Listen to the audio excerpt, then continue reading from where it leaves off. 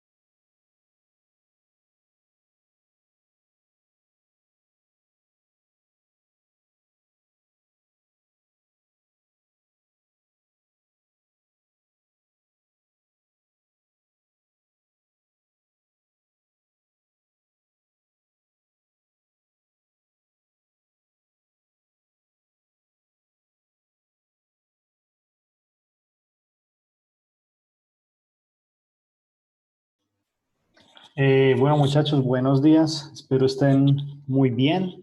Eh, Espero que me estén escuchando bien. Qué bueno saludarlos en esta clase, digamos, virtual, a través de este medio, a través de esta videoconferencia, para obviamente seguirle dando continuidad a todo el tema, la asignatura pues de televisión y teniendo en cuenta la contingencia del coronavirus. Ustedes saben que a nivel local, a nivel mundial, estamos viviendo pues una situación extremadamente particular y que implica pues mucha disciplina y mucho autocuidado y por eso pues las recomendaciones que se nos han presentado para no salir de la casa, para resguardarnos, para tener, insisto, mucho autocuidado, el lavado de manos y demás. Entonces, lo mismo, afianzar pues como esos conceptos, muchachos, de responsabilidad, de disciplina en estos momentos y que seguramente con esa responsabilidad pues vamos a no solamente a sacar esta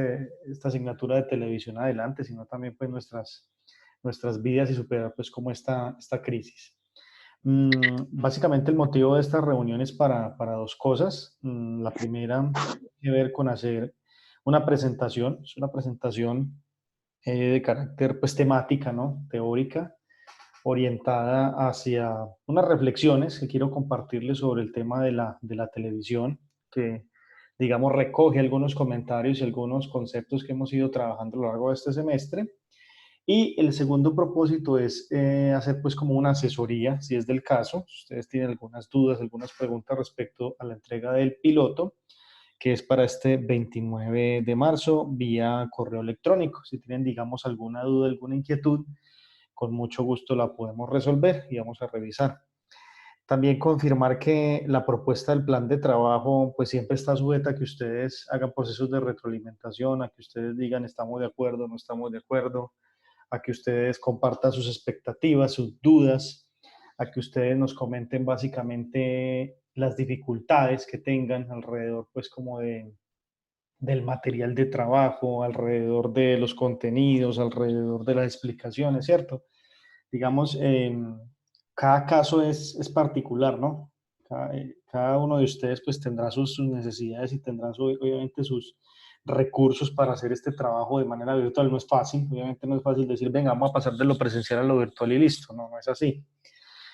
Por eso siempre estamos abiertos pues como a sus sugerencias. Si tienen alguna problemática, por favor no duden en escribirme. He ido resolviendo puntualmente ciertos casos que me han escrito, entonces la idea es pues como dejar eso listo también, ¿cierto? Que ustedes se sientan acompañados y que sientan pues que esto no es como una obligación de que tienen que cumplir a rajatabla con una educación virtual que, insisto, es muy compleja, sobre todo de pronto cuando uno no tiene recursos y demás, recursos técnicos. Entonces, siéntanse en total libertad de pedir ayuda, siéntanse en total libertad de buscarme vía correo electrónico, de preguntarme, que con mucho gusto vamos a resolver cada uno de sus casos y obviamente entendiendo pues que estamos en una emergencia y que amerita toda la flexibilidad y, y digamos como ese humanismo posible, ¿no? Entonces, es para que lo considere. Entonces vamos a arrancar con la presentación, vamos a arrancar con la presentación, ¿cierto? La idea es que podamos hablar unos 40 minutos, 50 minutos, una horita, depende, eso fue lo que nos dejó acá el Zoom, pues para que la aprovechemos al máximo. Contarles que no sé, Sebastián, ¿qué pasa que no tiene audio? Mire a ver de pronto aquí abajo en los dispositivos de reproducción para que active de pronto el audio. Abajo en la configuración de dispositivos de reproducción, búsquenlo en su configuración del PC o si está en un celular, ahí debe haber una opción que dice ingresar audio por computadora o por celular. Si van teniendo preguntas, con mucho gusto en el chat y las vamos resolviendo. Listo. Entonces, igual, les digo, esto queda grabado, esto está grabando y yo lo subo a YouTube y se los envío el link para que ustedes lo puedan revisar. Listo. Entonces vamos a arrancar con esta presentación, ¿cierto? Tenía primero pues como las asesorías y luego vamos a la presentación, pero veo pues que mejor hagamos primero la presentación de estos conceptos y luego hacemos el espacio de dudas, preguntas y la asesoría si es del caso. Listo. Entonces, esta presentación se les voy a mandar al correo electrónico. Tiene un propósito básicamente y es algunas reflexiones sobre las funciones de la televisión hoy en este momento de, ¿cómo decirlo?, de incertidumbre, el rol de la televisión en este momento en la sociedad de la información. o de la sobreinformación, si uno lo quiere analizar también así, porque todos los días estamos recibiendo información de diversos medios y de la televisión, pues ni qué decir, ¿cierto? Entonces vamos a hacer algunas reflexiones alrededor de esto que nos va a servir como punto de partida para estas 3 semanas de trabajo y para los ejercicios que se vienen, ¿no? Recuerden pues que viene el piloto, vamos a hacer un taller de audiencias y vamos a empezar a proyectar todo lo que tiene que ver con la serie de televisión y hablar de esas relaciones entre televisión y educación. Listo. Entonces, quiero arrancar las reflexiones con lo siguiente. Primero, definir algunas características de la televisión. Aquí hay algunas definiciones de lo que entendemos por este medio de comunicación, de lo que es la televisión. Ahí abajo está la fuente, digamos al final de las diapositivas están las fuentes de las cuales extraje la información para que ustedes también las descarguen, ¿no? Primera característica, que la televisión fue originalmente pensada como un medio para informar y transmitir. Creo que eso ya lo sabemos. Es un medio masivo cuya función principal y cuya característica natural es transmitir datos, transmitir informaciones, transmitir contenidos, hacer procesos de difusión, ¿cierto? Y que es un medio que privilegia la cobertura. Recuerden esto que lo hablábamos un poco, la masividad y la cobertura, entendiendo esto como la capacidad de llegar a diversos públicos, a una masa numerosa de personas, ¿no? Y a partir de esa reflexión es cuando la televisión entiende que la cobertura tiene que ver con el concepto de señal. Estamos transmitiendo constantemente señales en el espectro electromagnético y esas señales llegan a muchos dispositivos y a muchas personas. Ahorita que les voy a hablar de algunas cifras de rating y demás, se van a dar cuenta del potencial de participación que tiene, por ejemplo, un cable operador aquí en Colombia. Entonces, esa es la primera reflexión, ¿cierto? Que la televisión originalmente fue pensada para informar y para transmitir. Digamos que es una de las funciones sustantivas de lo que tiene que ver con los modelos televisivos, no solamente locales, sino también a nivel mundial.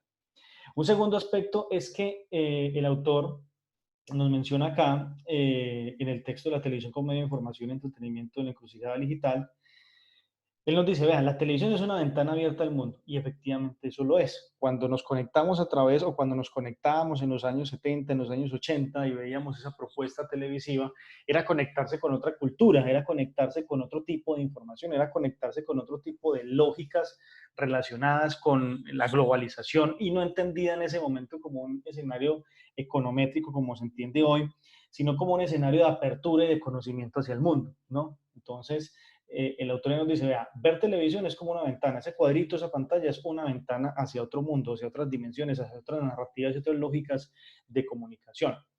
Y también afirma esto, para muchas personas se convierte en uno de sus principales vínculos con la realidad. Efectivamente, la televisión en su momento era tal el auge, todavía lo tiene, pero digamos las redes sociales han reemplazado un poquito ese rol, que nos entendíamos o entendíamos que allí había un concepto de realidad, de información, de actualización. Los noticieros eran nuestras fuentes primarias de información, ¿cierto?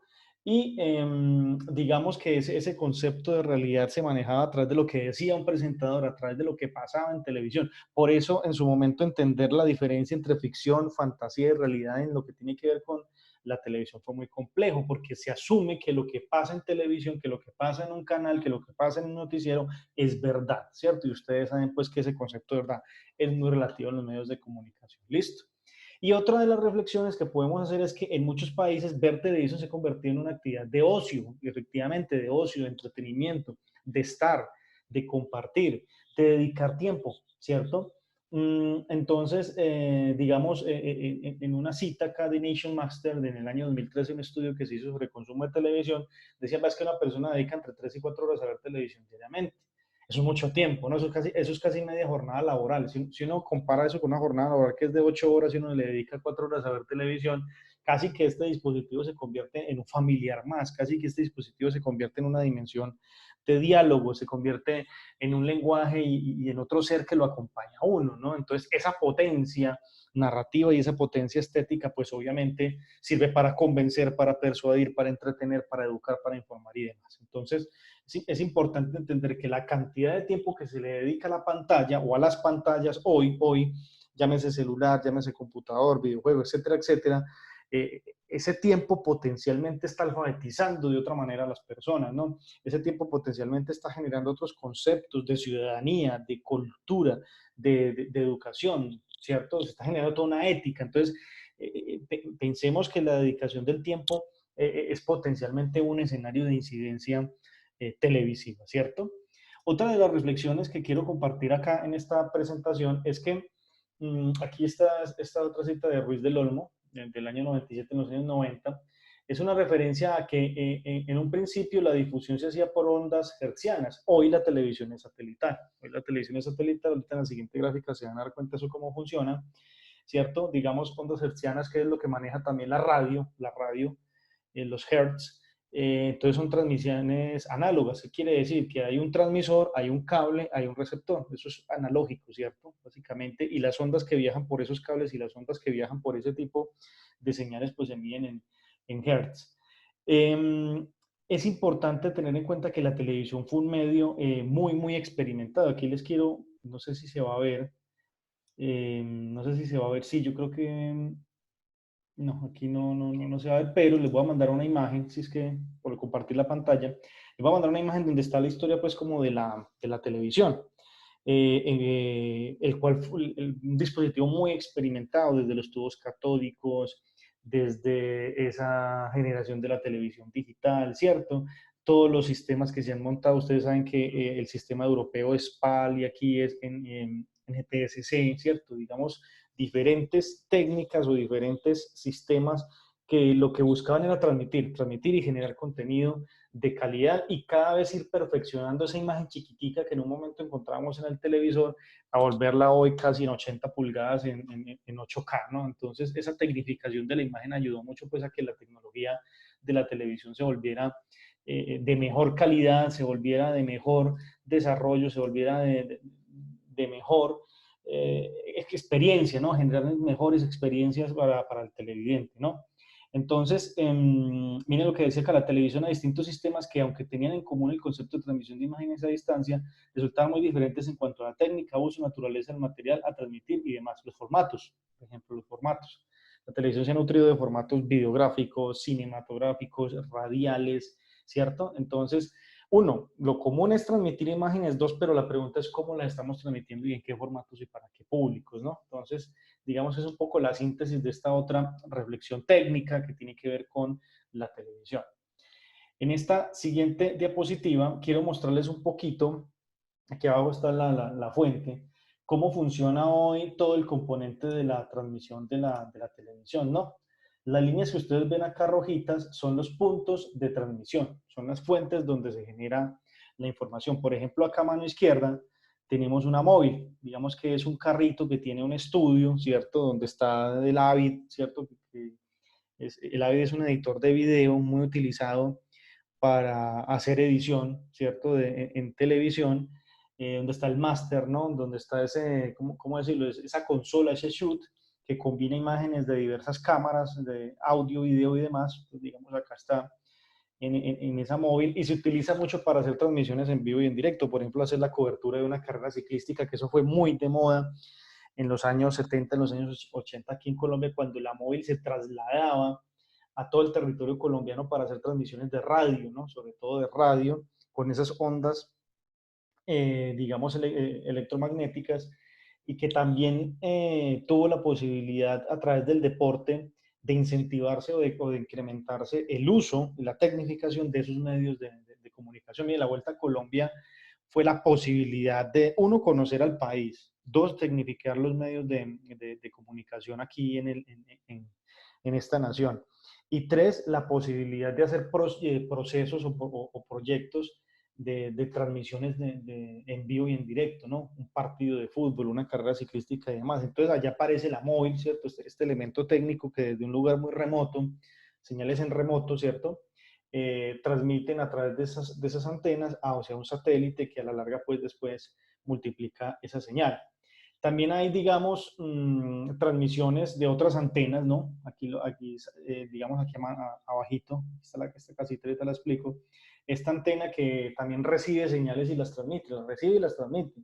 Y puede recibir señales, por ejemplo, de otros cable operadores o de otro canal. Entonces, digamos, la señal del satélite de Fox, por ejemplo, el satélite replica su señal y entonces cae en esta antena y esta antena la replica un máster también a un estudio de un cable operador como Claro, como UNE, como Tigo, ¿cierto? Como DirecTV y ese obviamente la replica a través de otro satélite y hace el proceso pues como de emisión, ¿no? Entonces, también funciona así. En la móvil digamos, como el vivo y el directo, el lugar de los hechos. La antena es la que, digamos, multiplica otras señales de otros cable operadores, de otros satélites, ¿cierto? Y las manda también a un centro de radiodifusión o de cable operación. Y también hay otras, como los estudios, ¿no? Digamos, esta casita representa pues como los estudios de televisión en donde también, por ejemplo, el canal RCN, el canal Caracol tiene su antena y esto transmite también a un cable operador y este pues la multiplica, ¿no? Aquí es importante entender que estas señales, hoy digitales, ¿no? Hoy digitales, se han tecnificado, ¿cierto? Se han tecnificado y llegan hacia el espacio, ¿no? Hacia unos satélites artificiales que rondan la órbita geoestacionaria. Una órbita geoestacionaria es aquel trayecto que hacen los satélites alrededor de la Tierra, ¿no? Y los satélites se quedan quietos. Digamos que los satélites se mueven con el movimiento de rotación que tiene la Tierra. Entonces pareciera que quedara en un punto fijo el satélite. ¿Eso qué permite? Transmisiones 24 horas, ¿cierto? Digamos, el satélite no espera que la Tierra dé una vuelta sobre su propio eje 24 horas, no. Los satélites están haciendo transmisiones ininterrumpidas porque siguen ese movimiento de la onda geoestacionaria y tiene esa posibilidad entonces de estar transmitiendo 24 horas, 7 días a la semana esa señal.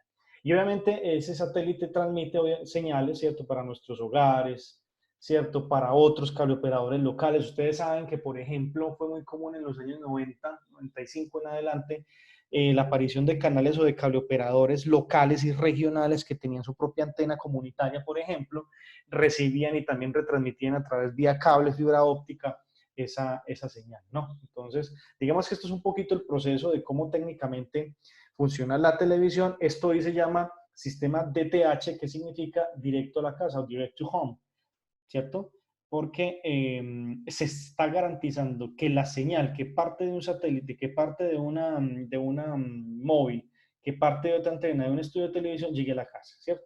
Y es direct to home por el decodificador y por la posibilidad que tienen esos cableoperadores de brindarnos un servicio concreto de televisión, que obviamente pues es pago, sigue siendo pago. Hay, digamos, señales abiertas que son del Estado, los canales, la televisión pública, ¿no? Que funciona subvencionada por recursos de los impuestos y del Estado y demás, pero también hay otra televisión paga que es la que comúnmente nosotros alquilamos con un paquete de internet y demás, y que seguramente eso ya ustedes, y que ya lo hemos hablado, ¿no? Que ustedes conocen y ya lo hemos hablado. Aquí hay una gráfica de qué es una órbita geoestacionaria.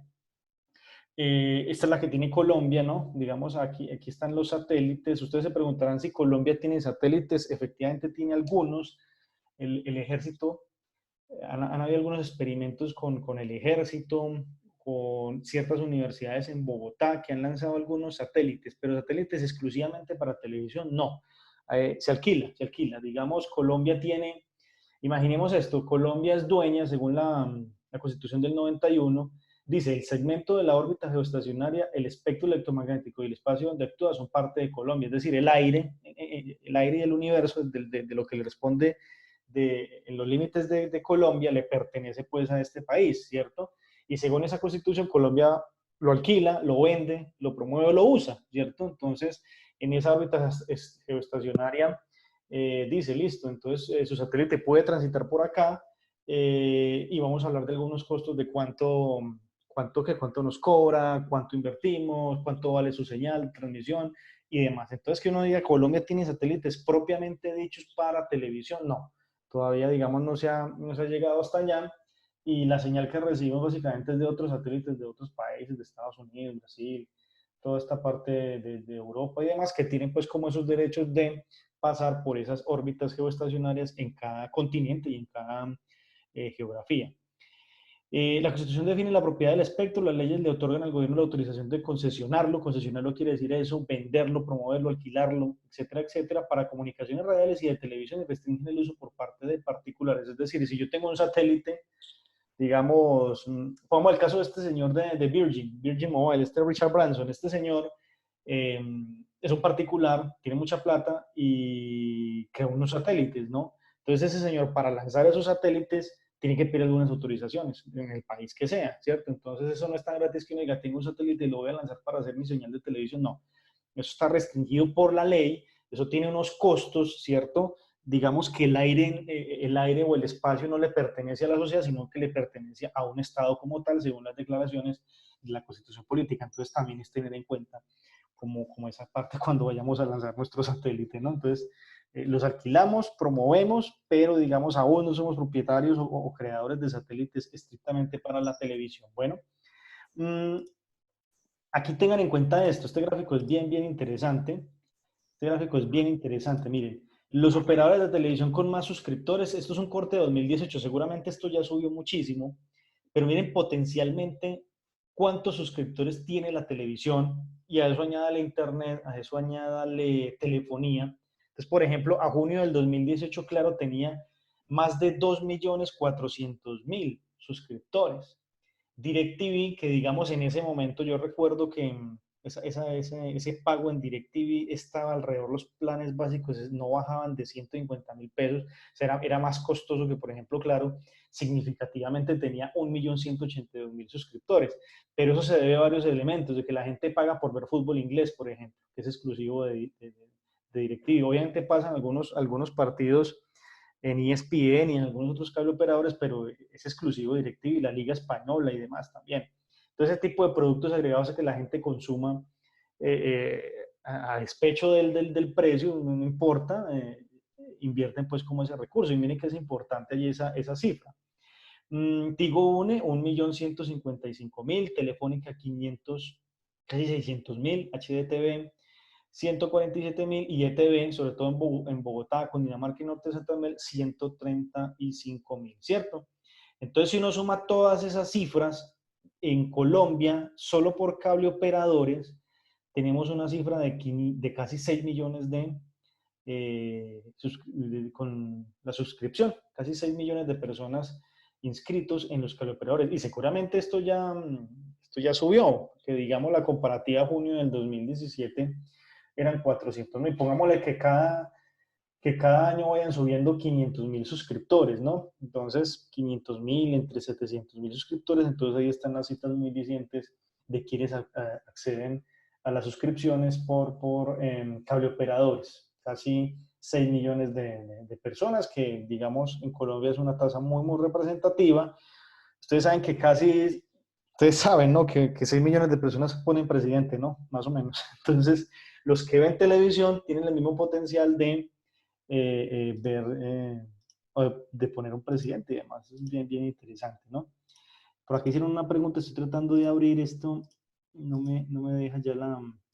Buenos días, profe. Buenos días. Profe, yo tengo una pregunta, pues ya sé que estas son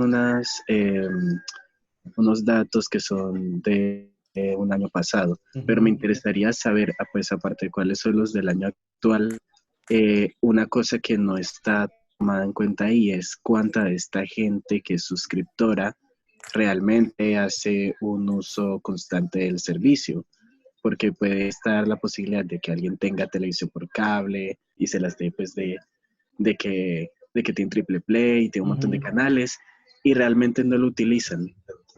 Ujú. Sí, correcto, eso ya es otro análisis muy interesante.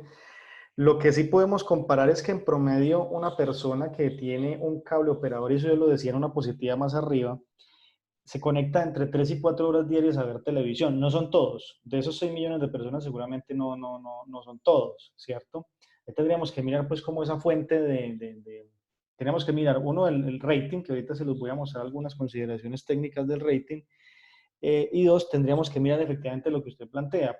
De ese servicio que tenemos 30 días de la semana, en tiempo efectivo, cuánto se está conectado uno a una pantalla de televisión. Y no es lo mismo ver televisor que ver televisión en el internet o en las redes. Ustedes saben que esos son formatos pues como diferentes.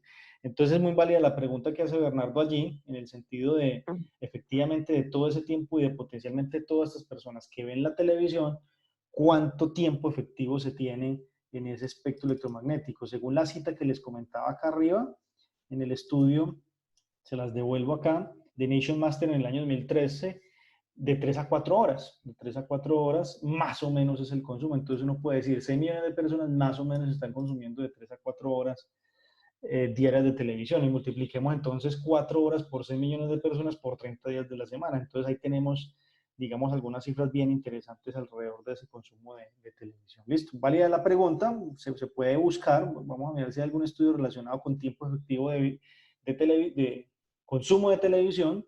Sí, porque digamos, a hoy seguramente esos 6 millones ya son 12 millones de personas con suscripciones, por ejemplo. Perfectamente uno puede pensar que en estos 3 años se pudo doblar la cifra o se mantiene en 10 millones más o menos, pero lo interesante es que la televisión privada, hay que decirlo, tiene un mercado muy potente aquí en Colombia, ¿cierto? Porque no solamente está ofreciendo televisión, sino también servicios de internet y de telefonía. Diferente a la televisión pública. Usted en televisión pública, pues es televisión pública, no accede a internet, entonces también son los valores agregados que tienen ese tipo de planes. Otras recomendaciones también que quiero que ustedes vean es el tema del rating, ¿cierto? Es el tema del rating. ¿Qué entendemos por rating? El rating es una fórmula de dos variables, ¿cierto? La presencia, es decir, encender el televisor, más el tiempo de permanencia, un poco lo que comentaba Bernardo allí. El rating es proporcional al tiempo que permanecen conectados, es decir, yo prendo el televisor 1 hora, ¿cierto? Y de esa hora en tiempo efectivo que estoy viendo yo en la pantalla, ¿no? Digamos que es como la relación de esas dos fórmulas. ¿Cómo se mide eso? En Colombia lo hace una agencia que se llama el IVOPE. El IVOPE, y aquí puse un comentario para que lo tengamos en cuenta, y es que el IVOPE es el líder en el mercado de investigación de medios de comunicación en América Latina. Forma parte de Kantar Media, que es un grupo multinacional, ¿cierto? En inteligencia de mercados, digamos, en inteligencia y todo el análisis de investigación sobre consumo de medios de comunicación. Y a partir de eso, ellos monitorean en las mediciones del rating, por ejemplo, aquí en Colombia, digamos, eso es un contrato que hace el Estado con ellos, y a nivel de Latinoamérica, pues miden el rating. ¿Cómo lo hacen? Con un dispositivo que se llama el People Meter. People Meter. Y de más o menos, digamos, en Colombia hay un universo de potenciales televidentes de más o menos 19 millones de personas. Póngale, serémoslo en 20 millones de personas. Eso es como el 40% de la población colombiana, ¿no? Un poquito menos, puede ser. Y ese universo, digamos, ustedes saben que en estadística uno tiene un universo, digamos, de 20 millones de personas y esas 20 millones de personas se saca una muestra, ¿no? IVOPE mide 1.100 hogares, 1.100 hogares, 1.100, hay 1.100 dispositivos People Meter distribuidos en esos hogares. Perdón, hay 2.200, es decir, 2 por hogar, más o menos, dos televisores por hogar, distribuidos en 22 ciudades y 6 regiones en Colombia, ¿cierto? Entonces, digamos, donde hay un cálculo, una relación de que hay 2 televisores por hogar. Recuerden ustedes que eso antes, tener 2 televisores en una casa, y estoy hablando de los años 70, de los años 80, pues eso era un lujo, ¿no? Ahora podemos tener 2, 3, 4 televisores en el lugar. No se incluyen pantallas de internet, no, perdón, de celulares, ni de tablets, ni de computador, nos incluyen solamente los dispositivos, los 2.200 dispositivos People Meter que hay en esas 22 ciudades, ¿no? Para televisores, ¿cierto? Para televisores. Ellos, en una nota que leí, no están excluyendo analizar la otra tecnología de televisión streaming. Sería bien interesante el rating streaming, eso nos daría otro dato muy significativo y más relacionado a lo que preguntó pues Bernardo, de tiempo efectivo, ¿no?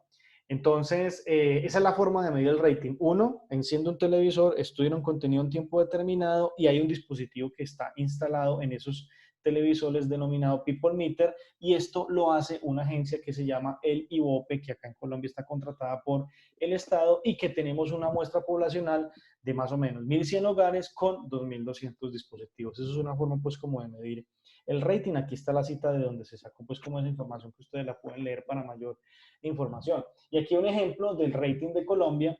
Hace 2 días, el 25 de marzo, saqué este datico. Esto ya aparece, usted pone IVOPE rating en Colombia y le va a salir diariamente cuáles son las series o digamos los contenidos que más marcan rating. Entonces, por ejemplo, el número uno está esta novela que se llama Amar y Vivir con 13,7. Recuerden que esa novela fue ochentera.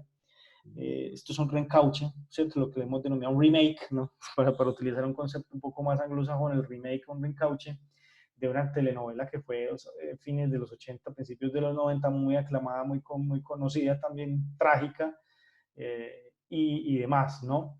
En segundo lugar, las noticias. Ustedes saben pues que las noticias hoy son fundamentales para informarnos, para actualizarnos de todo lo que pasa con esta pandemia, todo lo que pasa con la cuarentena y demás. Entonces, Caracol Noticias está en un segundo lugar.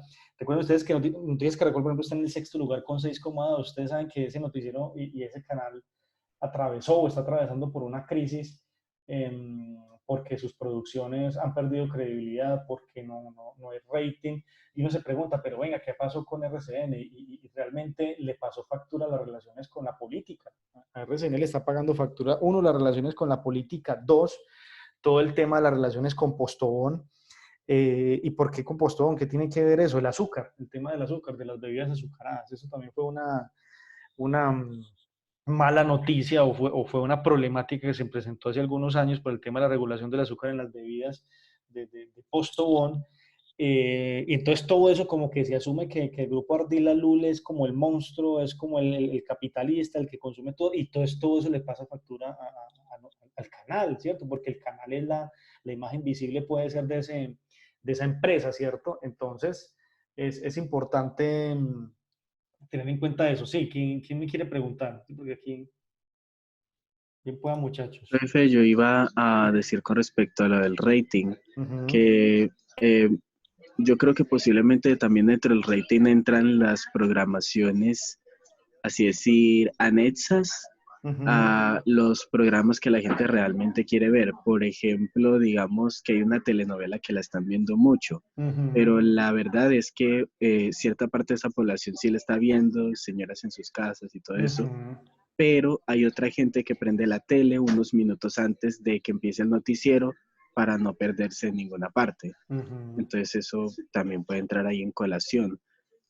Si bien ahí están los datos, a mí me interesaría también saber si ellos de pronto tienen alguna tabla en la que ya se note más bien con el tiempo Como durante la tendencias. transmisión del programa en específico. Ujú. Sí, correcto. Ya ahí está la página. La puede buscar. Cantar Ibope. Aquí la voy a señalar en el comentario. Se las voy a poner acá para que miremos ese sitio. Cantar Ibope Colombia. Es que mide el rating y efectivamente ellos sacan unas métricas. ¿Y qué son las métricas? La parte estadística de las tendencias y las proyecciones del rating en Colombia. Entonces, por ejemplo, ¿qué pasa con esta serie cuando arrancó hace un mes y cómo ha ido evolucionando la curva de crecimiento? ¿Es correcto?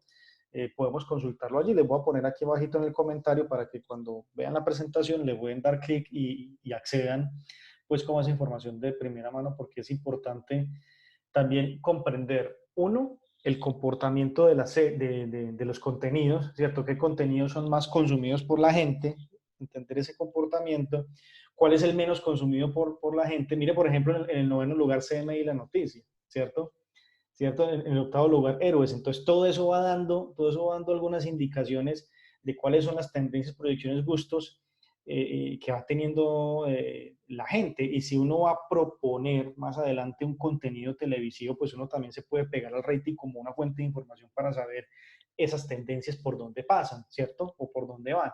Entonces, muy interesante también ese planteamiento. Les voy a dejar aquí el sitio para que podamos consultar esas métricas de la televisión en Colombia con esta agencia denominada Ivope. ¿Listo? Mm, entonces les decía que RCN está atravesando pues como por esas dificultades, ¿cierto? Por esa mala imagen, ¿no? Esas relaciones con la política, todo el tema de Postobón, todo el tema también de que se convirtió pues como en el canal de la presidencia, ¿no? Y que se hace una defensa a ultranza pues de lo que ellos se hacen.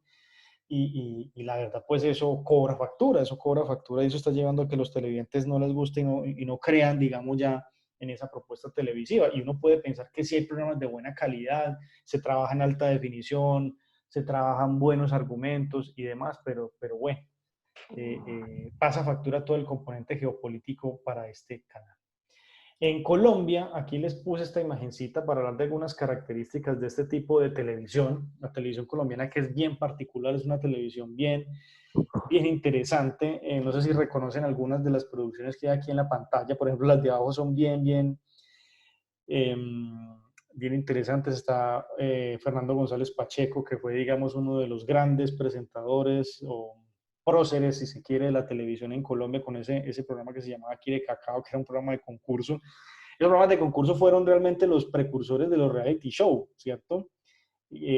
Aunque ambos formatos, pues, digamos, persiguen premios, persiguen estímulos y demás, comparten ese elemento fantasioso, ese ejemplo del reality, ¿no? De la vida misma, de ponerse en juego delante de las cámaras, y eso es bien importante, ¿no? Hombres de Honor, que fue una serie, yo diría, muy nacionalista, ¿no? En defensa del Ejército Nacional en los años 90. Eso fue una serie totalmente nacionalista, donde se muestra al ejército como un salvador, donde se muestra al ejército como unas personas buenas, humildes, que trabajan por su nación. Eso es bien interesante, hacer un análisis etnográfico incluso a esa serie noventera. Tentaciones, ¿cierto? Esa idea del bien y del mal, que fue bien interesante en una familia colombiana estructural completamente, ¿no?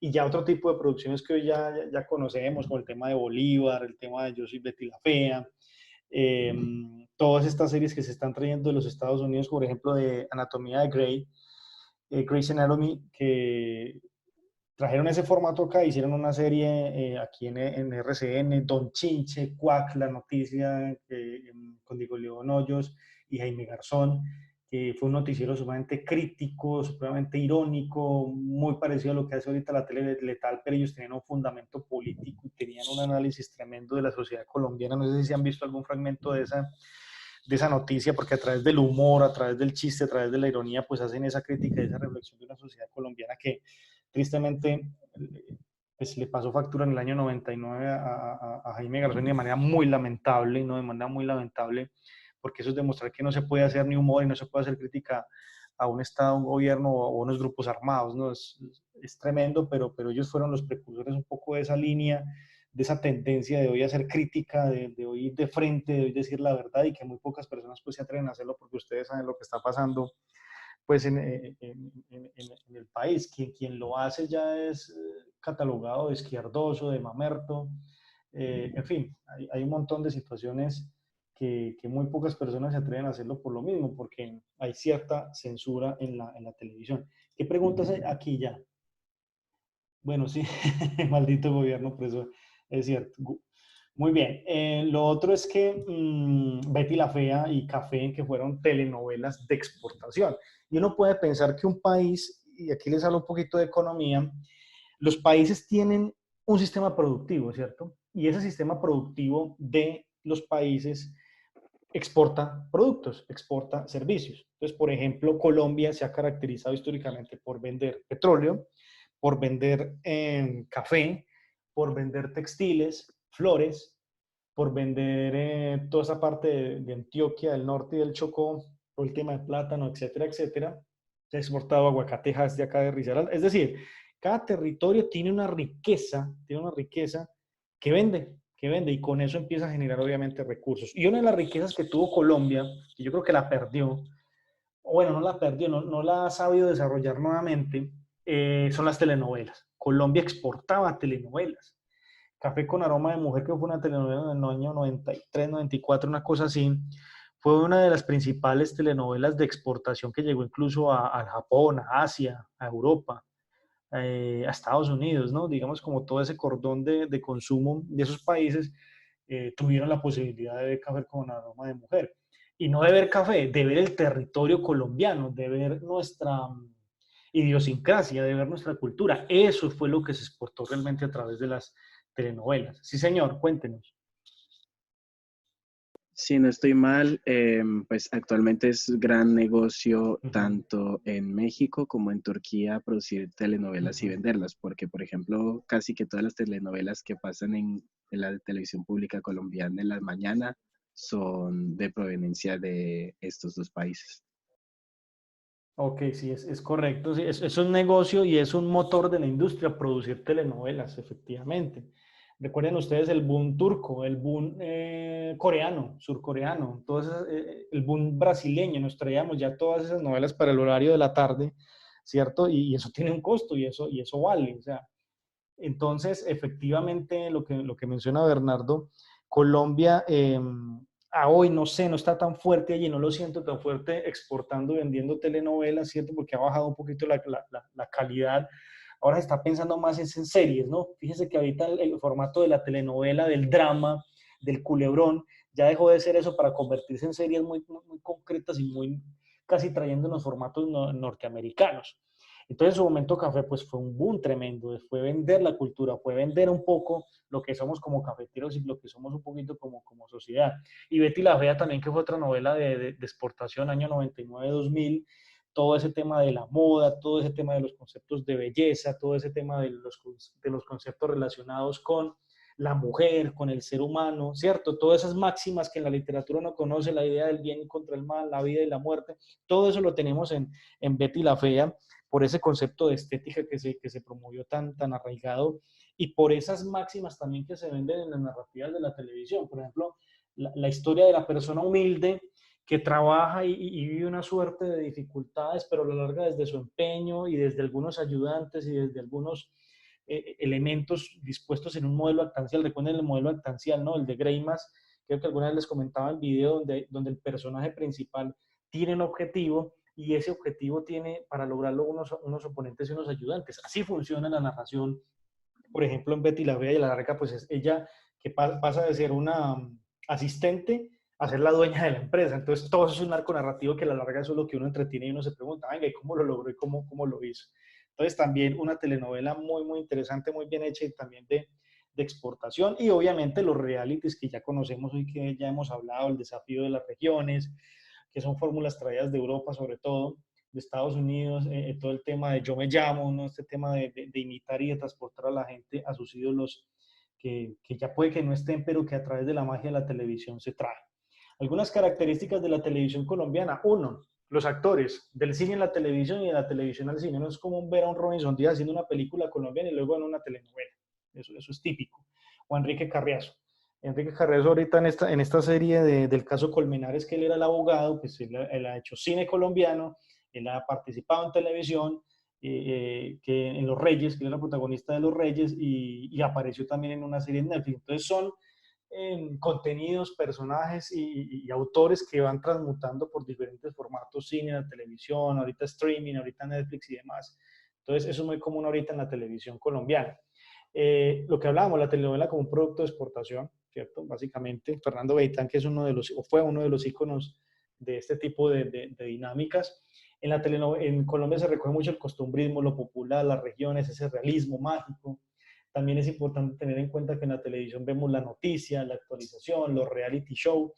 En Colombia es muy común vernos como si estuviéramos en una gran pasarela en Miami, como si estuviéramos en un Star System donde todos somos estrellas de nuestra realidad, de nuestra vida. Lo que aparece en televisión es lo bonito, lo estético, lo más popular, lo más consumido, ¿no? En Colombia el fútbol es el deporte nacional y es un producto mediático, ¿cierto? Eso es absolutamente claro.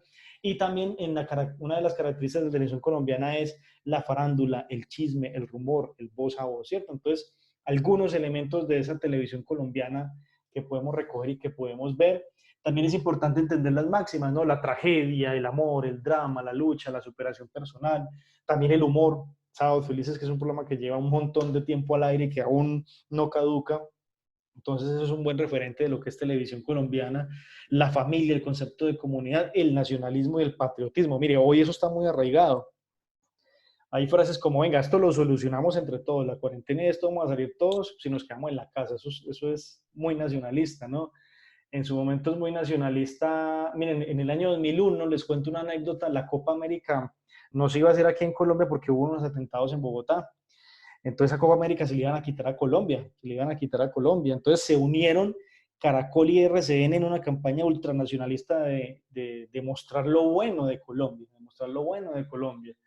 Entonces es increíble. Hoy pensar en una unión entre RCN y Caracol puede ser factible por esta cuarentena que estamos viviendo, pero eso, sí, eso ya se ha hecho hace 20 años, para un evento deportivo, ¿cierto? Era la primera vez que Colombia albergaba una Copa América, entonces ¿cómo nos van a quitar esa ilusión? ¿Cómo nos van a quitar ese sueño de tener aquí a Brasil, de tener a Argentina jugando fútbol, ¿no? Siendo eso un producto casi que de primer consumo aquí en Colombia. Entonces, eso es un sentido de nacionalismo. La serie que les decía ahorita de Hombres de Honor, de hacer una defensa del ejército colombiano, también. Entonces, hay mucho de eso en la televisión colombiana. Todo el tema de la política, también otra de las características que hemos detectado últimamente en la televisión colombiana es el tema del narcotráfico, ¿cierto? El narcotráfico tristemente también era un producto de exportación, tristemente era un producto de exportación, pero hoy también se constituye en un producto de guión, en un producto de libreto, en un producto de formato, ¿cierto? Así como en su momento el western se convirtió en Estados Unidos en un género, en Colombia la narconovela también se está convirtiendo en una especie de género, de formato que estamos desarrollando y estamos conviviendo con eso. ¿Es bueno o malo? No sé. Simplemente lo que hay que decir es que es otro formato, es otra forma de contar la historia de Colombia que es real. Eso pasó, eso pasó. Puede ser una de esas heridas tremendas que tiene el país, que tiene nuestra historia como cultura, pero eso es real. Eso pasó y con eso pues también tenemos que convivir. La promoción de valores y principios y cultura, la televisión pública privada y pagar por ver son algunas de las características de esta televisión colombiana. Ya voy cerrando acá con algunos elementos en lo que tiene que ver con las relaciones entre televisión y entretenimiento, para que esto ustedes también lo revisen en esta diapositiva que les voy a mandar. Primera relación que está absolutamente consagrada, la televisión y el entretenimiento, ¿cierto? Porque la gente escoge la televisión como un medio de ocio para pasar el tiempo, ¿cierto? Entonces hemos pasado de informarnos con la televisión a estar con la familia, entretenernos y a pasar tiempo libre. Entonces, eso es un cambio, digamos que es un cambio de concepto. Hoy se informa uno, hoy nos estamos informando y hay una sobreinformación en Internet, en Twitter, en las redes sociales. Entonces ahora ya con la televisión quizá nos estamos entreteniendo un poco más, estamos utilizando este medio para entretenernos con esta pantalla, perdón. Y los programas se enfocan hacia eso, se enfocan a que usted utilice su tiempo para entretenerse, para que sus emociones y sus sensibilidades pues efectivamente eh, florezcan y para que la televisión se constituya también en un espacio donde usted pues se divierta, ¿no? Uno se divierte en una discoteca, se divierte bailando, se divierte tomando cerveza con unos amigos, se divierte con un videojuego. La televisión también es entretenimiento, ¿no? Y se dispone así, digamos, en este tipo de propuestas televisivas que acá pues traigo a continuación. Miren, digamos, todo esto está diseñado para entretener lo que ven en la pantalla. Esas grandes transmisiones deportivas, Fórmula 1, la Champions League, el fútbol, Liga Inglesa, los reality shows, las series, ¿cierto? Esta serie de Walking Dead que tiene elementos cinematográficos y de guión, pues, bien pensados, ¿no? Los reality shows, que es ver la naturaleza del ser humano al desnudo, y eso es de entretenimiento, o sea, ver hay mucho morbo allí. Ustedes saben que hay mucho morbo allí. Una sociedad que es morbosa, le gusta el reality porque es ver la degradación del ser humano, porque es verlo en competencia, porque es verlo en sus estados más lastimeros, pero también es entenderlo como un ser grandioso que puede lograr muchas cosas, ¿no? Entonces, ese es el truco también del reality, de cómo nos va a nosotros entreteniendo, ¿no? Eso es una de las funciones que ya pues hemos dialogado, que ya hemos abordado de la televisión como entretenimiento que no se pierde. También una segunda dimensión es la información, ¿no? Nos seguimos informando, nos distraemos, pero no a través de las noticias pues nos seguimos informando. De hecho, muchachos, los análisis que hacemos de la televisión, pues ¿cómo se hacen? Pues viendo televisión, ¿no? Informándonos a partir de lo que ellos disponen en las noticias, de lo que ellos disponen en sus contenidos televisivos. Y esto muy bacano lo que dice aquí el autor es, la televisión produce cultura, es cierto. La televisión, como una gran industria cultural, en términos de Canclín, en términos de Silva, produce cultura, produce cultura. Es un mecanismo que genera patrones culturales, que genera valores, que genera arquetipos, que genera modos de ser, modos de estar. Porque mucha gente ve un programa de televisión y quizás se comporte como esa modelo, se comporte como esa persona que está viendo. Eso genera cultura. Porque una persona ve un reality, porque ve una telenovela y apropia ese lenguaje y apropia esos dichos que allí se establecen, entonces eso es cultura, ¿no? No diferenciar entre ficción y realidad, eso es cultura, ¿cierto? Entonces, me parece bien interesante esto que afirma aquí el autor, y aquí hay unos promotores de cultura tremendos. Aquí en esta pantalla se los quiero No va para la ubicar. calle, Frida. se los quiero, por ahí se abrió un micrófono. En esta pantalla hay algunos productores de cultura muy, muy fuertes. Mire, uno, esto que está pasando en la cuarentena, una cultura del miedo totalmente. Estamos encerrados, estamos aislados. En estos días Omar Rincón decía, mire, el coronavirus le caía muy bien a los políticos porque es una forma de opresión, porque ahorita no puede hacer ninguna marcha, ahorita no puede haber ningún tipo de contacto social, ahorita somos individuos, no somos colectivos, ¿no? Va a entender por este miedo y esta gestión de una nueva cultura del miedo que está trayendo esta enfermedad y que es real, ¿no? Que es real. O sea, aparte de los efectos nocivos que tiene para la salud el coronavirus, el COVID-19, también está generando una cultura del miedo y de la opresión de la cual uno puede afirmar que los políticos pues están echando mal. O sea, yo sí me quiero preguntar qué ha pasado con las investigaciones que el expresidente antes de este tema de la llegada del coronavirus tenía, ¿no? Yo me pregunto también qué está pasando con los líderes sociales que a pesar de esta crisis aún nos están asesinando, ¿cierto? Entonces, es todo un tema del miedo, es todo un tema del ocultismo y del miedo que está generando esta cuarentena y esta nueva enfermedad. Hay una cultura también de la crítica, una cultura del trabajo y del desarrollo social. Greta Thunberg, que fue la persona del año en la revista Times del 2019, una activista social, medioambiental, que ha tenido la posibilidad de parársele de frente al Profe, presidente qué pena, Trump. ¿puedo interrumpirle un momentico? Qué pena y Sí. me disculpa. Es que quería pedirle un favor a los compañeros que Uh-huh. tienen el micrófono encendido, que si por favor lo apagan porque es Uh-huh. que se crea dificultad para poder entender lo que usted nos está explicando. Muchas gracias, Muchas sí. gracias y me disculpan. No, está bien, muchas gracias, sí. ¿Listo? Allá. Yo creo que ahí ya. Gracias. Entonces, esta activista que tuvo la posibilidad de estar de frente contra Donald Trump, que ahorita está tomando unas decisiones totalmente, pues, como desacertadas, ¿no? Los analistas políticos dicen, mira, ¿qué le está pasando a este señor buscando problemas en otro tipo de países, como lo que pasó ayer con Venezuela, que una orden de captura, que precios prácticamente por la cabeza de este señor, y no está mirando la crisis social que está en Estados Unidos, que es hoy el país más infectado con este tema del COVID. Entonces, es todo un tema político y es todo un tema de que se genera una cultura también de comprender cómo la política determina la realidad de un país, de una nación, y que con sus decisiones o nos beneficia o nos maltrata. Miren, hace un par de semanas uno decía, venga, este señor Duque, ¿por qué no cerró el aeropuerto? Ya, hemos perdido 2 semanas de cuarentena, ¿cierto? Entonces, son ese tipo de decisiones que uno también como usuario, cuando las ve en televisión, uno las apropia y uno empieza a hablar y tiene un voz a voz, ¿no? Entonces, eso también es importante y eso es un promotor de cultura. Las noticias, ¿no? Todo el tema de la crisis política en Venezuela es un ejemplo, todo el tema, por ejemplo, aquí está Juan Diego Alvira, el periodista soy yo, que es una forma también de darle el micrófono, darle la cámara a la persona y de que nosotros seamos los partícipes y los creadores de las propias noticias y de la realidad nacional. Entonces también eso es un elemento cultural bien, bien interesante, ¿no?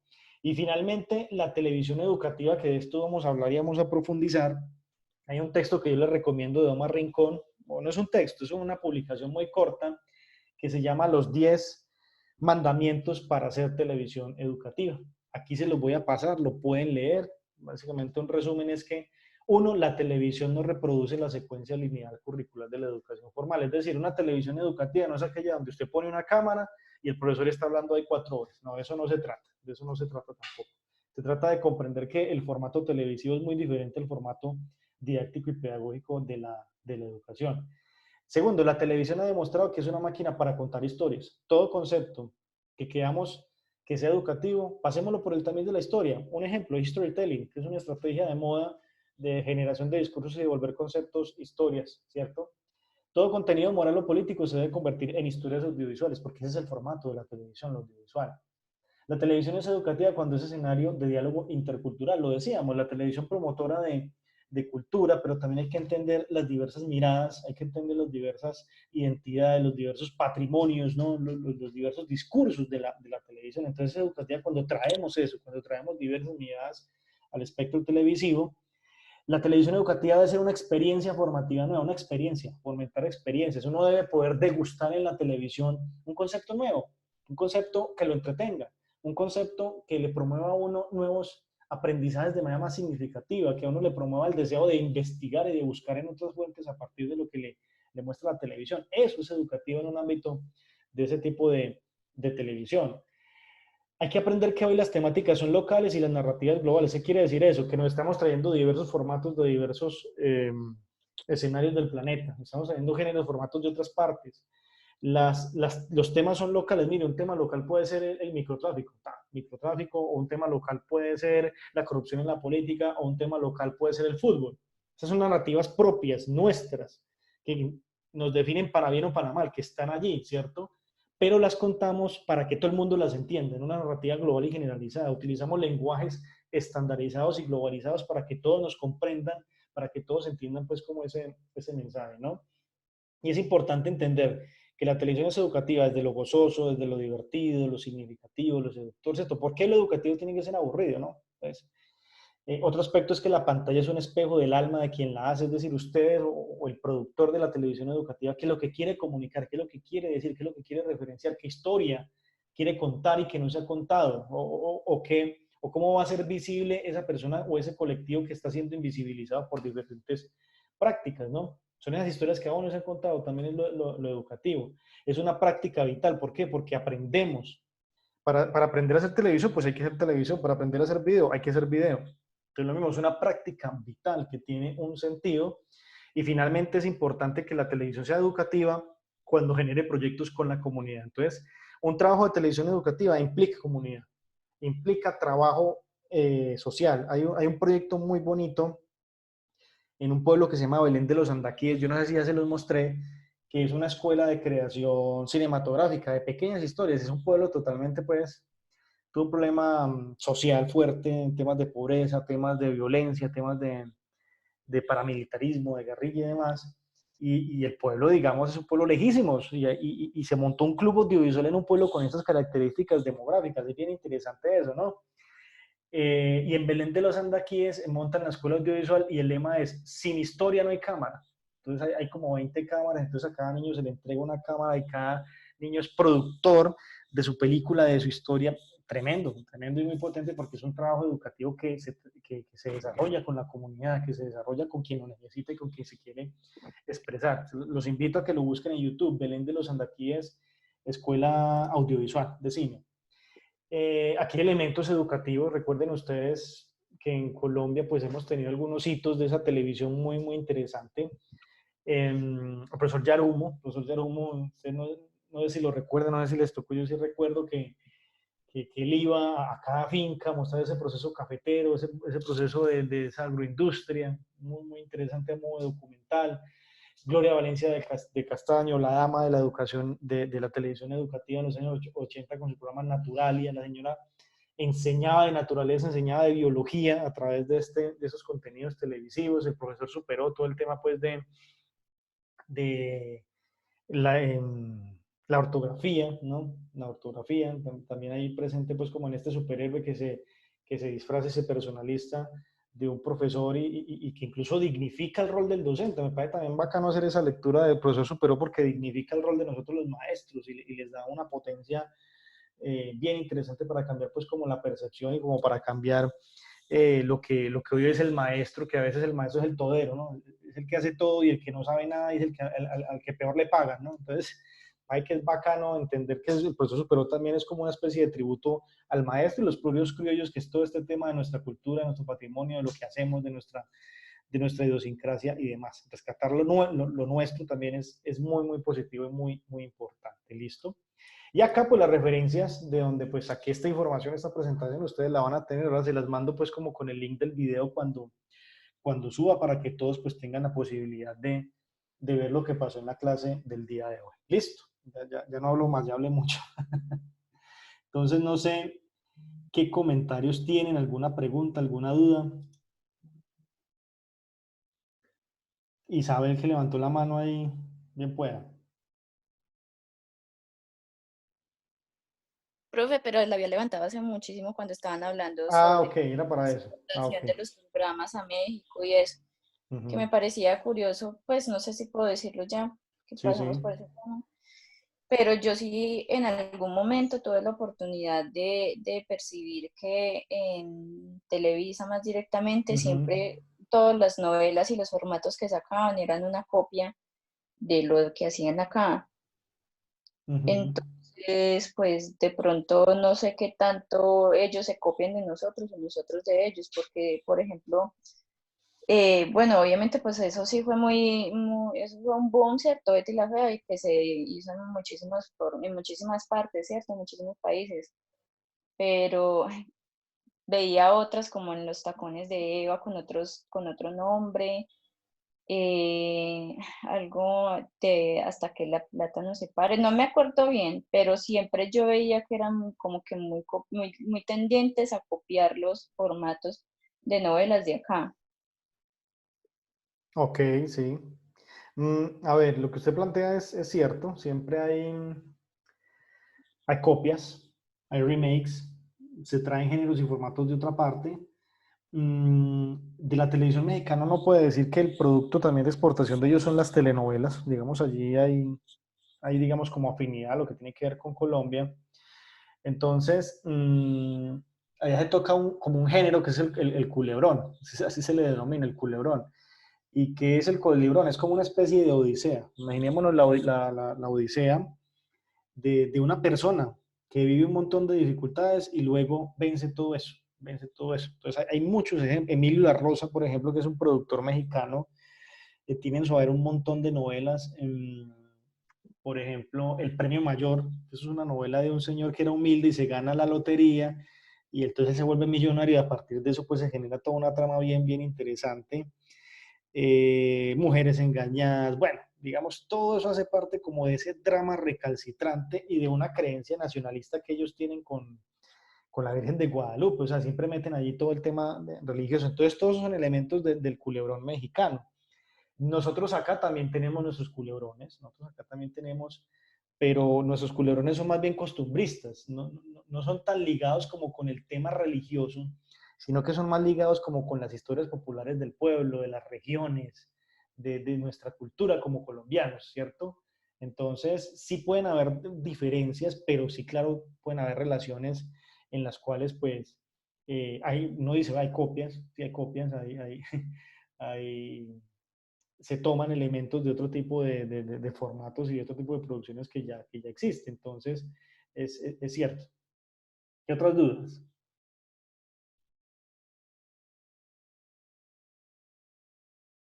Yo tengo un aporte, profe. Ujú. Sí. Yo viví en Chile, ¿cierto? Ujú, Entonces, allá se consumían mucho las novelas colombianas, ujú, pero eran solo narconovelas. Entonces uno se ujú, preguntaba, bueno, ¿por qué en vez de mostrar esa parte mala del país, esa parte histórica mala, como Pablo Escobar, incluso a mí me decían Laura Escobar y que bueno, que los colombianos son narcotraficantes y tienen como la idea de que la mujer es, es prostituta, según ujú. lo que ven a través de esas narconovelas. Entonces eso es como que no, pues a mi parecer allá no exportan tanto novelas que culturicen para bien, sino, sino para mal, como Sin senos y paraíso, eh, la historia de Pablo Escobar, y múltiples novelas y películas Ujú. que creen que eso es lo que nos representa cuando no es así. Claro. Nunca había Eh, ya una novela que inspirara como ese café, esa cultura, las ujú. montañas, todo lo que es biodiverso acá en Colombia. Sí, es correcto y bien ese aporte, ya que es productor de cultura. Como decíamos ahorita en la presentación, la televisión produce cultura, produce imaginarios, produce imágenes. Entonces, si en Chile, por ejemplo, mantienen viendo telenovelas de narcotráfico procedentes de Colombia, ¿qué van a pensar de nosotros? ¿Cierto? Es como si nosotros viéramos televisión gringa de los Estados Unidos siempre y que en esa televisión nos mostraran extraterrestres solamente. Pues, ¿qué diríamos nosotros, no? Es lo mismo. ¿Qué pasa allí? Uno, lo del narcotráfico fue real, esos muchachos, eso existió, eso fue muy acentuado en los años 90, los carteles y demás. Dos, las productoras de televisión vieron en eso un género y un formato denominado narconovela, una narconovela, que es real que eso pasa. Y tres, la narconovela se convirtió también en un producto de exportación. Pues tristemente en su momento un producto de exportación era la droga, ¿sí? Hoy es la narconovela, ¿cierto? Que también puede ser asumido como cierta droga porque uno puede pensar que los medios de comunicación también son drogas que adormecen el pensamiento humano, pero bueno, eso es otra interpretación que uno le puede dar. Entonces, ver uno de estos en países como Chile, en Brasil, que nos conozcan por las narconovelas, uno diría, listo, es triste, no somos eso, no es nuestra cultura, es verdad, pero lamentablemente lo que están vendiendo canales como Caracol, como RCN, estas productoras locales, y que obviamente nosotros como colombianos sabemos que eso no es así, o sea, digamos, no es que las mujeres sean prostitutas, no es que nosotros mantengamos consumiendo vicio, nada de eso, no. Es simplemente que la industria televisiva en Colombia reorientó su producción hacia la narconovela. Reorientó su producción hacia la narconovela. Eso da plata. Ustedes saben que la televisión también es una empresa, eso da plata. Y los recursos, pues lamentablemente son los que mandan. ¿Qué Claro, pasa allí? lucrar. Qué bueno sería tener la posibilidad de generar otro tipo de programas, otro tipo de telenovelas como Café con aroma de mujer, Betty la Fea, Pedro el Escamoso, Los Reyes, que mostraban otra faceta de lo que era ser colombiano, ¿no? De lo que era ser colombiano. Pero si hay que decirlo, la industria televisiva, si es posible hablar de una industria televisiva en Colombia, está privilegiando ese formato porque es el más comercializado y el más vendible. Eso ya está pasando en Netflix, incluso en Netflix toma la historia de Pablo Escobar y se generó pues todo un tema allí, narcos, todo un tema pues relacionado con eso, y por eso pues nos están conociendo actualmente. Hay que hacer una alfabetización fuerte, hay que hacer una alfabetización fuerte de que eso no es lo que somos, pero que eso sí pasó, sí, efectivamente no nos podemos desligar de eso porque es una herida cultural que los colombianos tenemos. ¿Qué otras dudas? Para pasar ya, muchachos, como a la asesoría y a la entrega del piloto para el domingo. ¿No? Bueno, de los que están aquí presentes, ¿hay alguien que tiene alguna duda de la entrega que se debe hacer? Yo ayer les mandé, creo que fue ayer o el miércoles, les mandé tres formatos, un formato por modalidad, ¿listo? Digamos que la modalidad es uno, lo que les decía en el video, uno, si tienen el material del piloto y creen que con ese material editándolo pueden entregar un piloto más corto, perfecto, esa es la primera modalidad. La segunda modalidad es construir el guión, construir el presupuesto y construir el plan de trabajo del piloto. Digamos que se también me entregan esos documentos. Y la tercera era hacer una cápsula informativa corta con todo esto que está pasando ahorita, algunas reflexiones y algunas preguntas orientadoras que yo puse también en ese formato. ¿Listo? ¿Alguna duda, algún comentario, algo que quieran que les expliquen? Pues no, profe, no, Uh-huh. no tengo dudas por el momento. Ok, muy bien. ¿Tienen alguna dificultad para la entrega el 29 o esa fecha está bien?